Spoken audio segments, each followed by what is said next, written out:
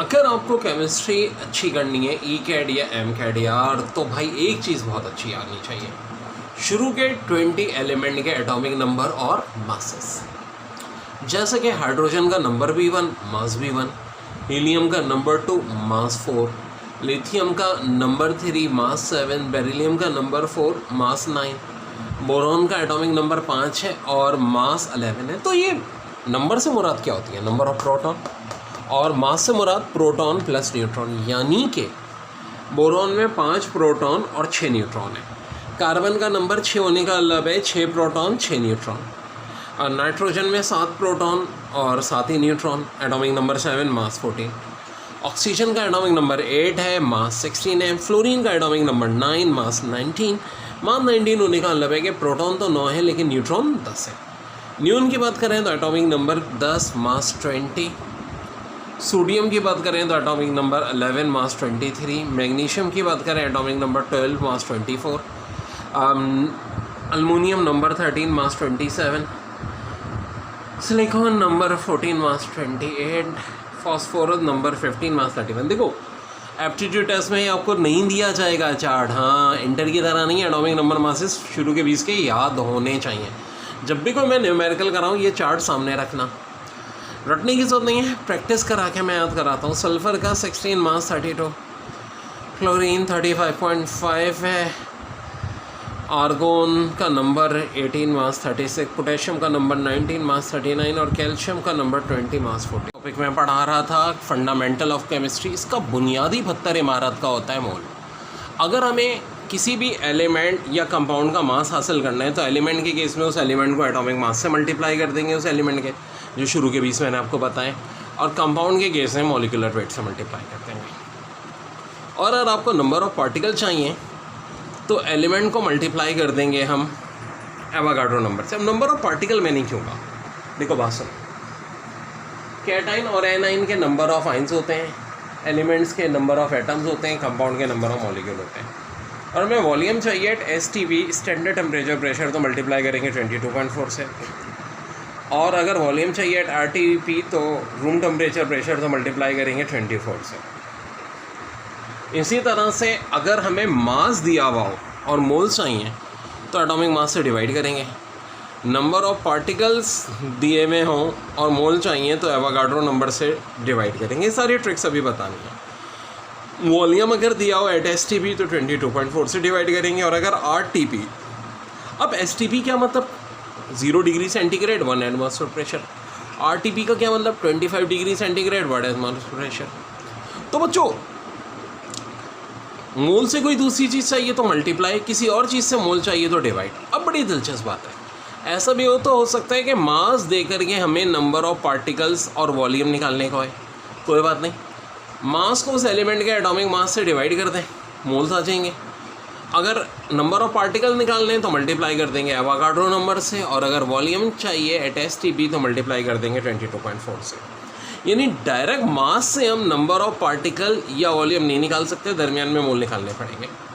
इसी तरह number of mole से अगर हमें मास या नंबर ऑफ पार्टिकल्स चाहिए हों तो भी हमें पहले मोल्स निकालने पड़ेंगे। नंबर ऑफ पार्टिकल से पहले मोल्स निकालेंगे एवोगाड्रो नंबर से डिवाइड करके, फिर एटॉमिक मास या 22.4 से मल्टीप्लाई करके वॉल्यूम। और अगर वॉल्यूम हमें दिया हुआ हो, अभी हम प्रैक्टिकल करते हैं इंशाल्लाह, तो 22.4 से अगर STP है तो डिवाइड करें, मोल आ गए, फिर उस एलिमेंट के एटॉमिक मास से मल्टीप्लाई कर दें तो मास आ जाएगा, और नंबर ऑफ पार्टिकल से मल्टीप्लाई कर दें तो एवोगाड्रो से नंबर से मल्टीप्लाई कर दें तो नंबर ऑफ पार्टिकल आ जाएंगे। तो प्रैक्टिस करते हैं इनका। तो एग्जाम में ऐसे सवाल आए हुए पास पेपर के, 0.5 फुल ऑफ मैग्नीशियम दिया था और कहा था कि इसके नंबर ऑफ पार्टिकल निकालो।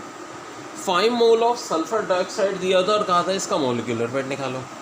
0.25 मोल ऑफ कार्बन डाइऑक्साइड देके इसका मॉलिक्यूलर वेट भी आ चुका है एक बार और नंबर ऑफ पार्टिकल भी। और इसी तरह 0.75 मोल्स ऑफ सल्फर डाइऑक्साइड का मास निकालने को पूछा है।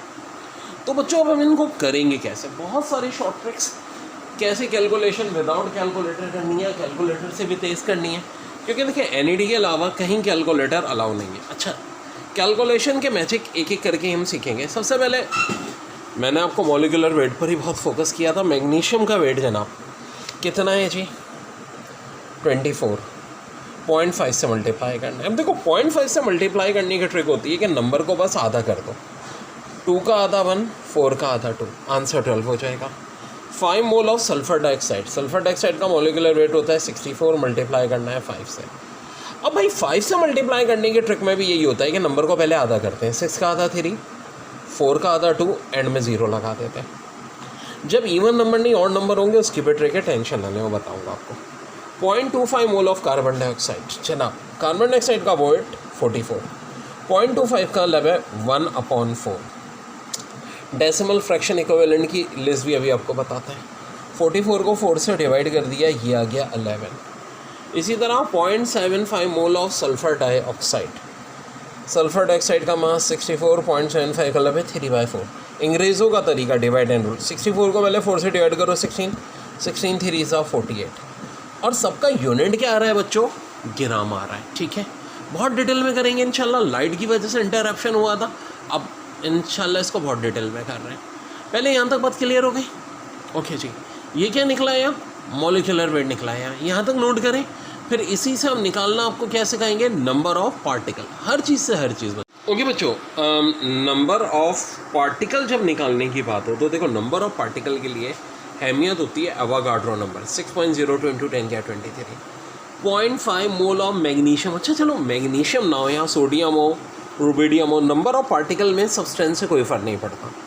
0.5 को मल्टीप्लाई करना है हमें 6.02 × 10⁻23 से। बायो वाले ज़रा आराम से देखो, डेसिमल से पहले 6 है, 0.5 का लब है आधा, 6 का आधा 3 हो जाता है, डेसिमल के बाद 2 है, 2 का आधा 1 हो जाता है, 3.01 × 10⁻23।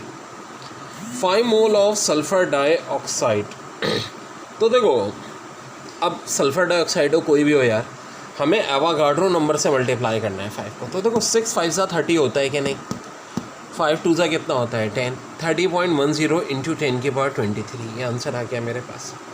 और 0.25 मोल ऑफ कार्बन डाइऑक्साइड, तो कार्बन डाइऑक्साइड का जो है हमें कोई भी हो सब्सटेंस, 0.25 का लब 1/4।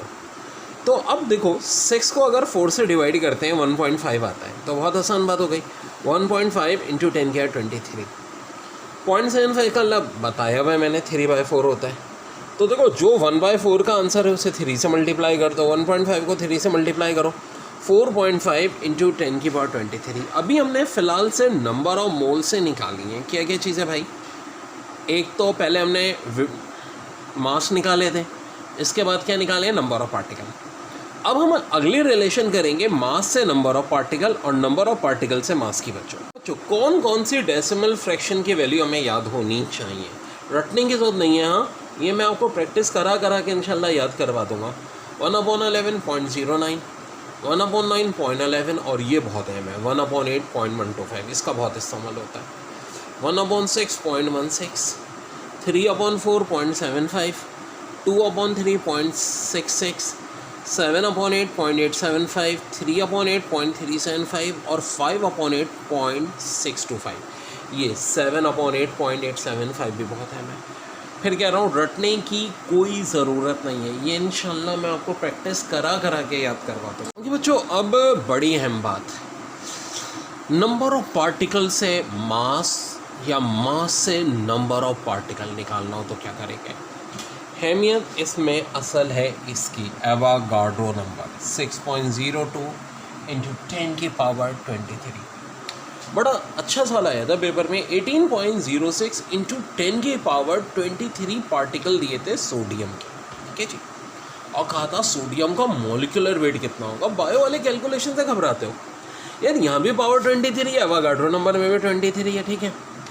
आप बस एक चीज़ देखो कि डेसिमल से पहले क्या है, असल अहमियत इसकी होगी 18, और यहाँ डेसिमल से पहले क्या है 6। 18 को 6 से डिवाइड कर दो ना यार, कितना आ गया 3। सोडियम का मास होता है 23, 23 से 3 को मल्टीप्लाई करो, आंसर आ जाएगा 69 ग्राम। ओके डेयर, एक और बड़ी अहम बात, 18.06 × 10⁻26 पार्टिकल है सोडियम के। आप इसको एवोगाड्रो नंबर से डिवाइड करो, 3 आएगा। लेकिन अब बड़ी अच्छी ट्रिक, सब कुछ करने की ज़रूरत नहीं यार, अभी भी यही वैल्यू है, कितनी है भाई, 18.06, ठीक है। बस फ़र्क क्या हुआ, एग्जामिनर ने अपने तौर पे चालाकी की, आपको पावर 26 दे के कन्फ्यूज़ करना चाहा। अरे भाई सारा प्रोसेस वैसे होगा, आंसर अभी भी 69 आना है, लेकिन ग्राम की जगह क्या आना है, किलोग्राम, क्योंकि 23 26 से 3 ज़्यादा होता है तो ग्राम की जगह किलोग्राम आ जाएगा। और अगर 18.06 इंटू 10 की 20 दिया हो तो क्या होगा, वाल 69 तो अभी भी होगा, लेकिन किलोग्राम नहीं बल्कि अब मिलीग्राम होगा, क्योंकि 2023 से पावर 3 में कम होता है, इसलिए ग्राम की जगह मिलीग्राम आ जाएगा। चलें जी, एक रिवर्स गियर मारते हैं। मास दिया हुआ था, एग्जाम में सवाल आया था 8 ग्राम हीलियम है, तो बताओ कितने नंबर ऑफ पार्टिकल्स होंगे। अच्छा यार, ये सारे पहले 20 मैंने आपको दिए हैं और 20 से ही आते हैं, उसके अलावा एक दो जो आते हैं वो भी बता दूंगा, टेंशन नहीं लेने का। 8 को डिवाइड कर दो 4 से, 2 मोल्स आ गए। ओके, अब 2 को मल्टीप्लाई किससे करेंगे, एवोगाड्रो नंबर से करेंगे। कितना होता है भाई एवोगाड्रो नंबर, 6.02 इंटू 10 की 23। तो अब यार बस बहुत आसान है ना, 2 को 6 से करो, 12, 2 2 4, 12.04 इंटू 10 की 23 आंसर आ गया। बच्चों ग्राम था तो 23 आया, कल करा को 8 kg हीलियम दिया होता तो क्या आता, 12.04, लेकिन पावर कितनी हो जाती, 26। मिलीग्राम होता तो पावर कितनी हो जाती, 20। यानी कि ग्राम है 23 का रिश्तेदार, किलोग्राम है 26 का रिश्तेदार, और मिलीग्राम है पावर 20 का रिश्तेदार। अब 1 मोल बराबर है 6.02 इंटू 10 की 23 के। तो ज़रा दिलचस्प सिचुएशन देखते हैं, वॉल्यूम की हम बात कर रहे हैं। 1 मोल एट STP 22.4 होता है कि नहीं, ठीक है, बहुत आसान है, सबको पता है। तो 2 क्या हो जाएगा यार, 22 का डबल 44, 0.4 का डबल 0.8, ये भी कोई प्रॉब्लम नहीं है, 2 का हम बासानी बता सकते हैं 44.8। तो अगर 122.4 है तो 10 क्या होगा यार, डेसिमल को धक्का दे दो, 22.4 की जगह 224 हो जाएगा। ओके, 10 का हाफ क्या होता है, 5 होता है, तो भाई 2 का हाफ 1, 2 का हाफ 1, 4 का हाफ 2, 112। यहाँ तक तो सारा हमारा खेल मैजिक से चल रहा है। 0.5 क्या हो जाएगा यार, यहाँ डेसिमल लगा दो 11.2, और 0.1 क्या हो जाएगा यार, अगर 22.4 था तो 0.1 हो जाएगा 2.24। बताता हूँ क्यों करवा रहा हूँ। ज़ाहिर है सिवाय NET के हर जगह कैलकुलेटर अलाउ नहीं है, और ये रटने की कोई ज़रूरत नहीं है, बस जो खेल खेल रहा हूँ मैं वो खेलते जाइए, देखते जाइए। हाँ, एक काम है, जो मेरे चार्ट्स हैं, ख़ासतौर पे ये चैप्टर 1 चल रहा है, एक ये वाला चार्ट हो गया, मोल के कन्वर्ट का था, एटॉमिक मास का था, डेसिमल फ्रैक्शन का। इन चार्ट को एक चार्ट्स का अलग एक कॉपी बनाओ, और जब चैप्टर करवा रहा हूँ चार्ट को सामने रखो। ओके जी, यहाँ तक तो बड़े आसानी से हंसते खेलते आ गए। अब कुछ वैल्यूज़ नोट कर लो, कहाँ से आई, क्यों लिखवा रहा हूँ, वो सब बात की बात है।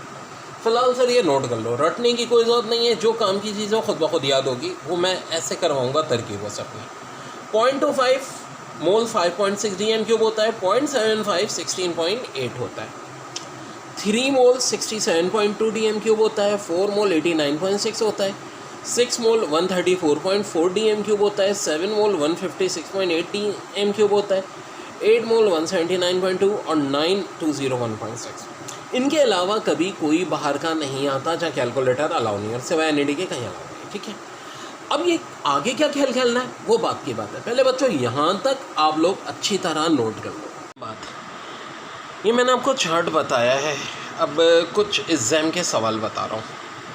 एग्ज़ाम में सवाल आया था 67.2 dm³ दिए थे कार्बन डाइऑक्साइड के। यार कार्बन डाइऑक्साइड हो, NH3 हो, सल्फ़र डाइऑक्साइड हो, अगर रिलेशन वॉल्यूम और नंबर ऑफ पार्टिकल की है तो गैस या सस्टेन चेंज होने से कुछ नहीं होता। 67.2 dm³ कितने मोल्स के बराबर है, 3 के। नंबर ऑफ पार्टिकल चाहिए 80, हाँ जी 6 3 सा 18, 3 2 सा कितना होता है 6। आंसर हो जाएगा 18.06 इंटू 10 की पावर 23 पार्टिकल। ओके जी, वॉल्यूम दिया हुआ है 89.6 dm³, यानी कोई भी गैस होती है 89.6 dm³ का मतलब कितने हो जाएंगे 4 मोल। 4 6 24, 4 2 8, 24.08 इंटू 10 की पावर 23। ये आपका आंसर आ जाएगा किसका, नंबर ऑफ पार्टिकल का। बच्चों ज़्यादातर जो वैल्यूज़ आती हैं बता देता हूँ। 3 मोल्स की यानी 67.2 DM³ ये बहुत है हमें। 4 की 89.6, 1 की तो हमें पता ही होती है 22.4, ये बहुत आती है 44.8 DM³। अगर कोई गैस दी हुई है 44.8 DM³, ओके जी, कितने नंबर ऑफ पार्टिकल होंगे? हाँ जी, 2 मोल्स के बराबर है, तो हिसाब लगाएं। 6 2 = 12, ओके जी, 2 2 = 4, 10 की पावर 23।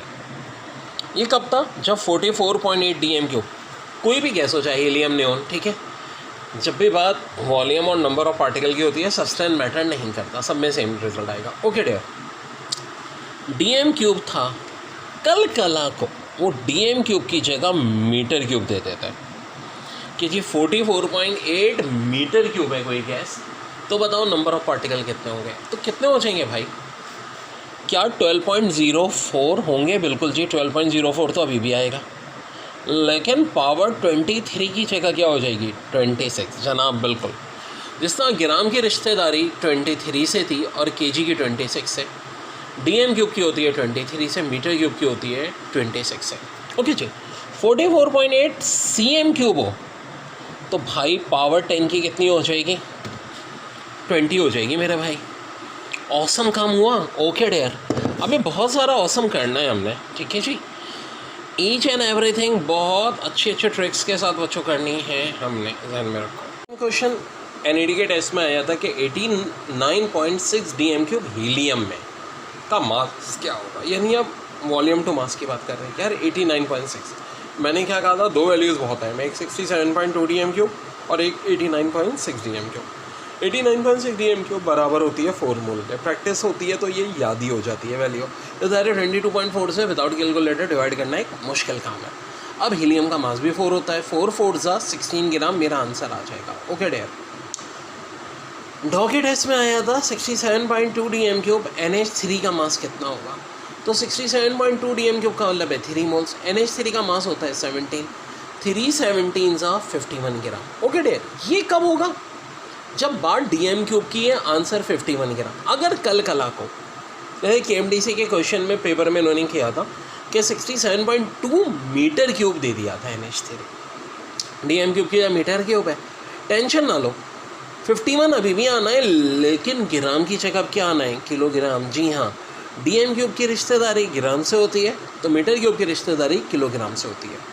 और कल कला को यही हो जाए 67.2 DM³ CM³ NH3, तो आंसर हो जाएगा 51 मिलीग्राम। ओके डियर, यानी कि कुछ ऐसी बात बनी, 10 की पावर 26 की रिश्तेदारी किलोग्राम और मीटर³ से, 10 की 23 की रिश्तेदारी ग्राम और DM³ से, 10 की 20 की रिश्तेदारी मिलीग्राम और सेंटीमीटर³ से।